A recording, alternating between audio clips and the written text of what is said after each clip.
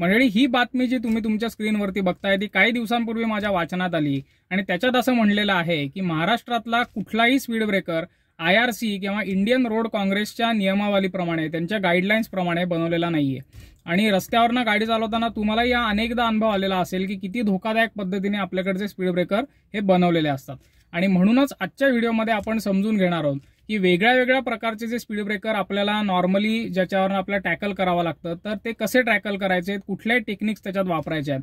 आणि हा व्हिडिओ जरूर शेवटपर्यंत बघा, कारण अशा काही सिच्युएशन्स मी सांगितलेल्या आहेत स्पीड ब्रेकरच्या संदर्भातल्या की जिकडे एकदम इमर्जन्सी येऊ शकते आणि आपल्याला त्या कंडिशनमध्ये काय करायचंय. तर ह्या व्हिडिओमध्ये मी तुमचं खूप खूप स्वागत करतो. व्हिडिओला सुरुवात करू, चला तर मग.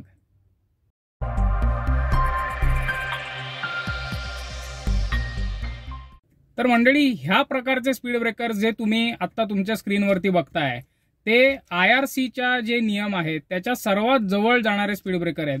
कारण ह्याला एक ग्रॅज्युअल स्लोप असतो आणि ग्रॅज्युअल उतार असतो. कुठल्याही पद्धतीने शार्प बंप तिथे नसतो.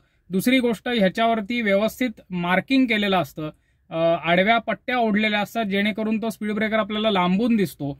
आणि मुळात हा ग्रॅज्युअल असतो, त्याच्यामुळे जरी आपल्याला स्पीड कमी करायला लागत असेल तरी कुठल्याही प्रकारचं नुकसान गाडीचं होत नाही किंवा गाडीला झटका सुद्धा बसत नाही. मंडळी, आपल्या गाडीचा स्पीड 30 आहे, थर्ड गिअर आहे. तर ह्या स्पीड ब्रेकरसाठी मी आता पहिला सेकंड गिअर टाकणार आहे, क्लच रिलीज करणार आहे. आणि तुम्ही माझ्या पायांची मुवमेंट बघा, मी काय करतोय. मी अजिबात ब्रेक पण दाबला नाही, क्लच पण दाबला नाही, गाडीच्या मोमेंटम वरती गाडी गेलेली आहे. परत एक दुसरा स्पीड ब्रेकर इथे आहे. आपण सेम करू. स्पीड साधारण 20च्या आसपास ठेवायचा आहे. आता थोडासा लाईटली ऍक्सिलेटर द्यायचा आहे, पण ब्रेक पण दाबायचा नाहीये आणि क्लचही आपल्याला प्रेस करायचा नाहीये. सेकंड गिअरला आपल्याला गाडी स्मूथली अशा प्रकारच्या स्पीड ब्रेकरवरनं नेता येते मित्रांनो. मंडळी, आता हे दुसऱ्या टाईपचे जे स्पीड ब्रेकर तुम्ही तुमच्या स्क्रीनवरती बघताय हे IRCच्या नियमाच्या अगदीच बाहेरचे असे स्पीड ब्रेकर असतात. कारण ह्याला अतिशय शार्प बंप असतो. म्हणजे तुम्ही जर याचा अँगल बघितला तर उलटा यू जसा आहे तसा शार्प प्रकारचा स्पीड ब्रेकर आहे. आणि हा टॅकल करताना आपल्याला विशेष काळजी घ्यावी लागते मित्रांनो. कारण मुळात बऱ्याचदा अशा स्पीड ब्रेकरवरती मार्किंग सुद्धा नसतं. म्हणजे जे पांढऱ्या पट्ट्या ओढलेल्या असतात त्याच्यावरती त्याही नसतात किंवा पाटी बऱ्याचदा नसते. हे असे स्पीड ब्रेकर गावातमध्ये तुम्हाला आतले जे रस्ते असतात रुरल भागामध्ये त्याच्यामध्ये असे कॉमनली बघायला मिळतील. पण अशा स्पीड ब्रेकरला टॅकल करताना आपल्याला मिनिमम स्पीड ठेवायचं आहे. तर ते कसं करायचंय ते आता आपण बघू. मित्रांनो, आता आपला सेकंड गिअर आहे, 20चा स्पीड आहे. हाही स्पीड ह्या स्पीड ब्रेकरसाठी फार जास्त आहे. मी क्लच दाबून ब्रेक दाबणार आहे, गाडी फर्स्ट गिअरमध्ये घेणार आहे, स्पीड जवळपास 0 करणार आहे. 5 ते 10च्या स्पीडला आपल्याला हा स्पीड ब्रेकर व्यवस्थित त्याच्यावरनं ग्लाइड करायचं आहे, नाहीतर खूप मोठा झटका बसतो अशा प्रकारच्या स्पीड ब्रेकरवरती. मंडळी, आता हा तिसऱ्या प्रकारचा स्पीड ब्रेकर जो तुम्ही तुमच्या स्क्रीनवरती बघताय तर ह्याला रमलर असं म्हणतात. हा IRCच्या नियमाप्रमाणेच हा बनवलेला असतो. कारण हा फॅक्टरीमध्ये जास्त करून बनवतात. प्लॅस्टिक आणि काही कॉम्पोजिट मटेरियलचा वापर करून हे बनवलेलं असतं. त्यामुळे शक्यतो हे सगळीकडे जिकडे जिकडे तुम्हाला दिसेल, म्हणजे अगदी मोठ्या हायवेजपासून ते अगदी शहरातल्या छोट्या छोट्या गल्ल्यांपर्यंत असे स्पीड ब्रेकर तुम्हाला बघायला मिळतील. आणि हे एकाच प्रकारचे असतात, त्याच्यामध्ये व्हेरिएशन तुम्हाला शक्यतो बघायला मिळत नाही. आणि अशा स्पीड ब्रेकर टॅकल करताना आपल्याला काय करायचंय हे आता आपण बघू. आता मित्रांनो, रमलर वरनं आपल्याला गाडी कशी न्यायची ते आपण बघू. गाडीचा स्पीड साधारण 30 आहे, सेकंड गिअर आहे. इथे आपल्याला थोडासा 20च्या आसपास फक्त स्पीड आणायचा आहे आपला. खूप आपल्याला हळू करायची नाहीये गाडी. ह्या अशा प्रकारच्या स्पीड ब्रेकरवरती जेवढं तुम्हाला 20 ते 30च्या स्पीडने जेवढं तुम्ही स्मूथली जाऊ शकाल तेवढं खूप कमी स्पीडनी किंवा 50-60च्या स्पीडने तुम्हाला जाता येणार नाही. तर साधारण 20 ते 30चा स्पीड ठेवायचा आहे, सेकंड किंवा थर्ड गिअर ठेवायचा आहे. खूप सावकाश आपल्याला अशा स्पीड ब्रेकरवरनं मित्रांनो जायचं नाहीये. मंडळी, तुमच्यापैकी काही जण जर रिसेंटली नवीन कात्रज बोगद्यातनं नवले ब्रिजकडे गेलेले असतील तर त्यांची राईड खूप बम्पी असेल ह्याची मी खात्री घेतो.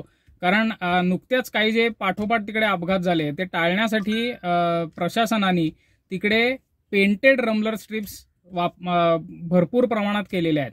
म्हणजे हा एक रमलरचाच प्रकार आहे, पण प्लास्टिक कॉम्पोजिट रमलर तिथे इन्स्टॉल करण्याच्या ऐवजी जाड पेंट तिथे वापरलेला असतो.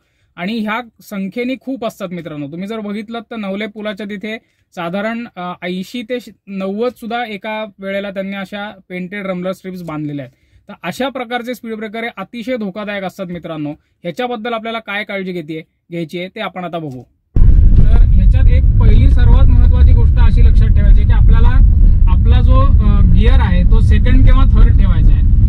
अजिबात स्पीड खूप कमी करायचा नाहीये आणि स्टिअरिंग घट्ट पकडायचं. कारण जेव्हा अशा प्रकारच्या रमलर स्ट्रिप्सवरनं गाडी जात असते तेव्हा पुढची जी चाकं आहे त्याचा रस्त्याशी कॉन्टॅक्ट काही काळ नाही राहत आणि त्याच्यामुळे मग जर तुम्ही स्टिअरिंग व्यवस्थित पकडलेलं नसेल तर गाडी स्वर होण्याची म्हणजे वेव होण्याची शक्यता असते आणि गाडीचा कंट्रोल जाण्याची शक्यता असते. त्यामुळे अशा प्रकारच्या रमलर स्ट्रिप्सवरनं जाताना आपल्याला स्पीड अगदी कमी ठेवायचा नाहीये. 10-20च्या स्पीडला तुम्ही चालवू नका.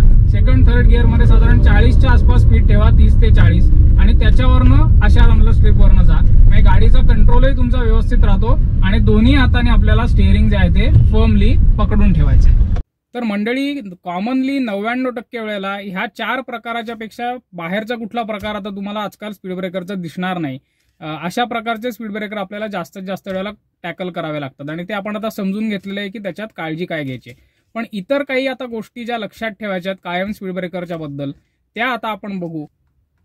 सर्वप्रथम चढावरचा स्पीड ब्रेकर म्हणजे एखाद्या शार्प चढावरती जर स्पीड ब्रेकर असेल तर तो कशाही प्रकारचा जरी असला म्हणजे ग्रॅज्युअल असला किंवा रमलर असला किंवा कुठल्याही प्रकारचा असला तरी आपल्याला कायमच आपल्याला तो फर्स्ट किंवा सेकंड गिअरमध्ये डिपेंडिंग ऑन द स्पीड म्हणजे तुमचा स्पीड जर 30च्या खालती असेल तर कायम फर्स्ट गिअरमध्येच तुम्ही तो टॅकल करा. जर 30च्या वरती असेल तर तुम्ही सेकंड गिअरमध्ये तो टॅकल करू शकता. तिथे आपल्याला जर अचानक पॉवर कमी पडली, कारण स्पीड ब्रेकरला गाडीचा स्पीड अचानक कमी होतो आणि मग तेव्हा जर गाडीची पॉवर कमी पडली तर गाडी बंद पडण्याचा धोका असतो. त्यामुळे चढावरती स्पीड ब्रेकर टॅकल करताना कायम आपल्याला पॉवर व्यवस्थित आहे हे इन्शुअर करायचंय. गरज लागली तर फर्स्ट गिअर सुद्धा वापरायचा आहे. पुढची गोष्ट म्हणजे अचानकपणे दिसणारे स्पीड ब्रेकर.